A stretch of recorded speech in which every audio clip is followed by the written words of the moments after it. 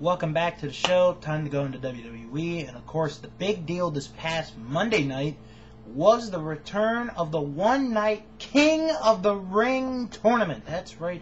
King of the Ring tournament came back this past Monday night after a 2-year hiatus.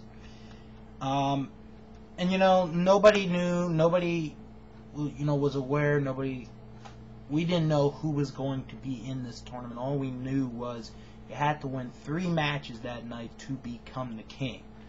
Now, first match of the tournament saw Chris Jericho against MVP. Now, I gotta say, I was impressed. Those two put on a good opening contest for the show. And it, in a way, set the tone for the rest of the night as far as the tournament went. Not the actual show itself, but the tournament went.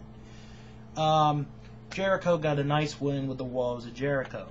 Next match saw CM Punk against Matt Hardy. Now, if you are an independent wrestling fan like I am, 3 years ago you would have pissed your pants to have seen that match. And in a way, we got that match, and it was a good back and forth match. I felt that, it should have maybe, and I don't like to criticize, but I think it should have told a little bit more of a story of Matt trying to get the Twist of Fate and CM Punk trying to go for the Go to Sleep. But it was a very good ending with the fake Go to Sleep, the fake Twist of Fate, the Sunset Flip, blocked, 1, 2, 3, Punk over. I thought it was a good match. Now, the worst match of the first round of the tournament, Great Khali against Finlay. Why do we all have to pick on Great Khali? I don't know. It's just fun to do, I guess. And once again, Finlay helped Khali into this match, but I felt the ending was a bit stupid. I felt Khali getting disqualified for, hitting Finlay over and over and over again on the leg with the post. I felt that was stupid. But I just felt it was a stupid ending. And I know they were trying to push Khali for his match against Big Show, but could have done something better. And then the last match of the quarterfinals of the tournament saw William Regal against Hornswoggle. Now, as you probably saw last week, I had predicted in a non-serious way that Hornswoggle was going to go all the way to the final. Little did I know, no pun intended, that he got to the quarterfinals, but we all knew Regal was going to win that match. Now to the semifinals, and to me, the best match of the tournament was Chris Jericho against CM Punk. Now I gotta admit, I did not see Punk and Jericho from the night after WrestleMania, and I was thrilled for this match. And this, in a way, delivered what you would have hoped for, and I think a little bit more, especially with the chemistry those two had and the great ending they had. And I think that's the greatest thing about Jericho, is that he can work well with anybody. He could have chemistry with just about anybody, and he could have a very good match. And I loved the ending to that match where Jericho got caught on the top rope. Punk hit the Go to Sleep, got the win. Punk on to the finals. I loved that ending. And then the other semifinal match, William Regal and Finlay. Finlay had the bad leg. He put up a good fight. William Regal won, going to the finals. Now, the final match was CM Punk against William Regal. A very unique match. 2 different styles of wrestling between the two of them, without a shadow of a doubt. And, was this the best finals ever? No, absolutely not.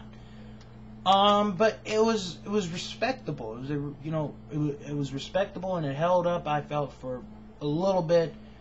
And William Regal got the win, and I feel that having Punk tap out maybe brought his stock down a little bit, but he got to the finals, and Finlay got the win, or Regal got the win, and is the King of the Ring. I'll be perfectly honest with the rest of Raw. I felt that Raw went, I guess it went too long for me. It felt long, especially at the end with the 8-man tag, and Jim Ross saying it was one of the most everyone wants star-studded 8-man tag, barbecue sauce. But I don't know. And then to see the real Hillary Clinton, the real Barack Obama, and John McCain there, that was pretty neat. And then you had that, and then WWE screws it all up by having fake Hillary Clinton, fake Barack Obama. WWE, well, what do you expect? It's WWE. I apologize, you know. And then here's the kicker, because the theme song for the Backlash pay-per-view is by Kid Rock. I have no problem with Kid Rock. The problem is the tune is the Sweet Home Alabama. Great rock song. The show is in Baltimore, Maryland. Come on. Baltimore, Maryland. Sweet Home Alabama. I don't think those two get together. So on that note, Backlash reported is this Sunday night live on pay-per-view. And if you don't have pay-per-view capabilities, you can go to WWE.com for more information. Undertaker will defend the World Heavyweight title tonight, or this Sunday night against Edge. The Big Show will go up against the Great Khali. MVP will defend the United States Heavyweight title against Matt Hardy. The Fatal 4-Way is now a Fatal 4-Way elimination match. Randy Orton, JBL, John Cena, and Triple H. Kane defends the ECW title against Chavo Guerrero. Batista faces Shawn Michaels with Chris Jericho to guest referee.